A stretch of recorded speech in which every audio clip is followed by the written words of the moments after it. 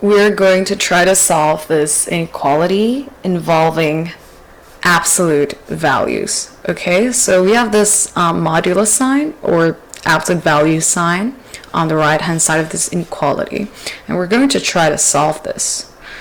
Now this may look a little bit complicated at first because we have an inequality and an absolute value, but the concept is quite simple. So when we have an absolute value term right here on the right hand side, whenever we see an absolute value term, the first thing that we can think of is the fact that it will always be positive or greater than or equal to 0, right? So as you can see here on the left hand side, it says that this expression is greater than or equal to this absolute value, which kind of implies that this expression will always be greater than or equal to something positive, right?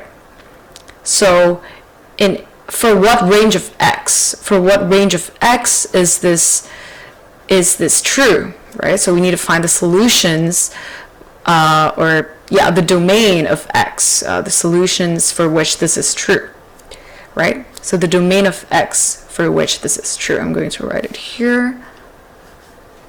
Okay, so the domain of x, or the solutions, basically, the range of solutions of x. Okay, one thing that we can try to understand is that whenever we have an absolute value, say an absolute value, my pen's not working. Oh, alright, sorry about that. I'm going to rewrite it.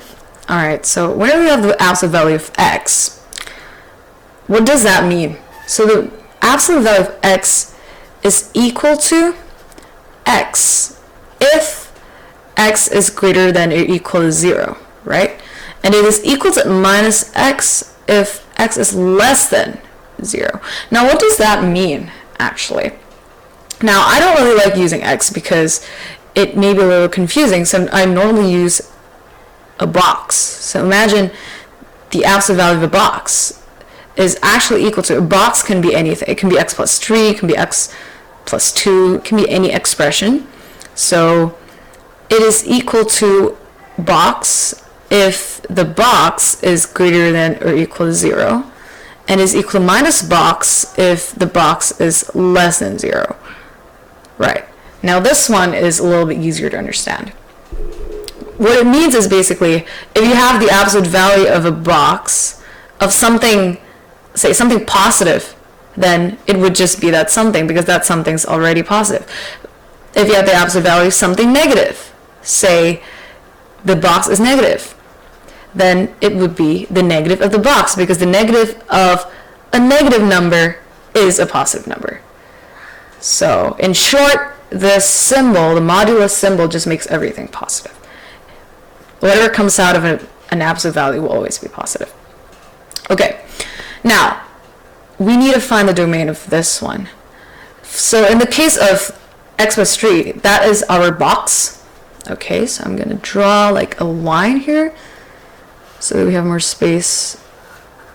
Okay, so the absolute value of x plus 3 in this case is equal to x plus 3 if x plus 3 is greater than or equal to 0, or we can write it if x is greater than or equal to minus 3, right? So we subtract 3 from both sides of the inequality, and it is equal to minus, oh my bad, let me just write it this way, minus, within brackets, x plus 3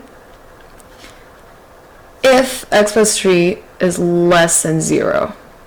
Okay, so if it is less than 0, or if x is less than minus 3, we subtract 3 from both sides. Now that we have this, we can divide this inequality into two cases. Okay, so the first case would be, sorry about that, so the first case would be when x plus 3 is greater than or equal to 0. So this, oh, sorry about that. So this would be our first case. I'm going to write it here. When x plus 3 is greater than or equal to 0, x is greater than or equal to minus 3. So we'll keep that. It will be x plus 3. So 9 minus x squared is greater or equal to x plus 3. I'm going to move everything to the right hand side. We're going to have x squared plus x. 3 minus 9 is minus 6. Oh, sorry about that. This is minus 6. Since it's on the right hand side now, it becomes less than or equal to 0. Alright?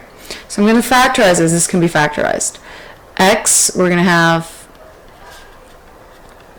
less than or equal to 0.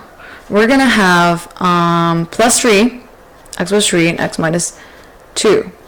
Right? So we're going to make a number line. And our critical values, or our roots, are 2 and minus 3. So minus 3 and 2, right? Since it is less than or equal to 0, I'm going to make this to a dot, like that. It will be plus, minus, plus. If you try to, input a value in this region, it would give you plus, minus, plus in the respective regions. So we're since it's less than or equal to 0, we're looking for the negative value. It's going to be this region right here. Ooh, sorry about that. It's going to be this region. Okay, so I'm going to try to shade it. I'm going to attempt to shade it with blue pen. Okay, so it's this region basically. All right. Next, actually, I'm just going to write the region here. So the range of this region, it would be x from minus 3 to 2, right? Inclusive. All right. Now the second case would be, all right, I'm just going to draw another line here. I apologize if it looks messy.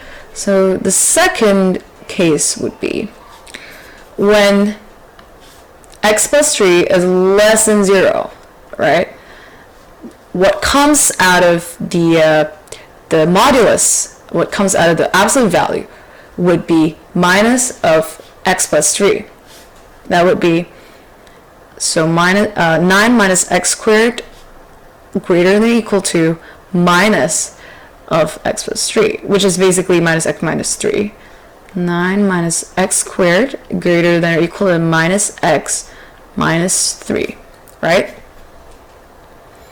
And then next, we're just going to move everything to the right hand side again. I like it when the coefficient of x squared is positive. It's easier to compute. All right, so x squared minus x minus 3 minus 9, bring it to the right hand side, or subtract 9 from both sides. We're going to have minus 12. Since they're all on the right hand side, all the terms, it's going to be less than or equal to 0. Right.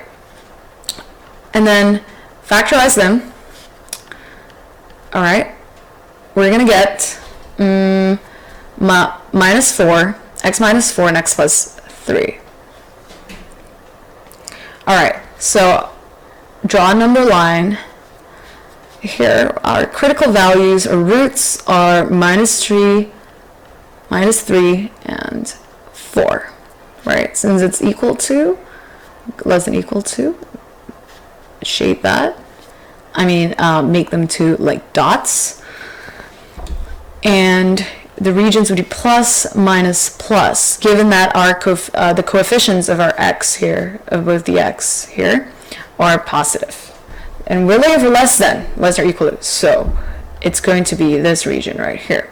I'm going to shade that with blue again. Okay.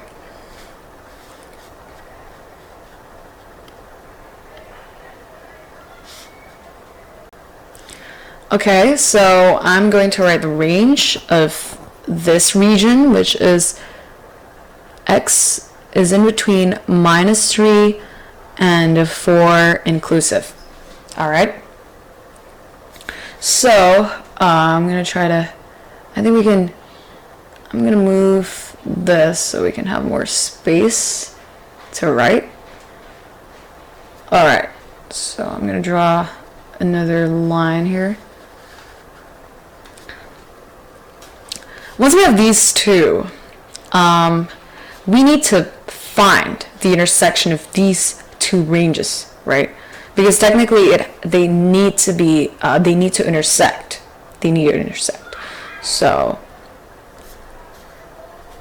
the intersection of -3 less than or equal x less than or equal to 2 with -3 less than or equal x less than or equal to 4 is, as you can see here, since this region is technically smaller, right, than this one, they both start from -3, but this one ends at 4, and -2 is around here, right?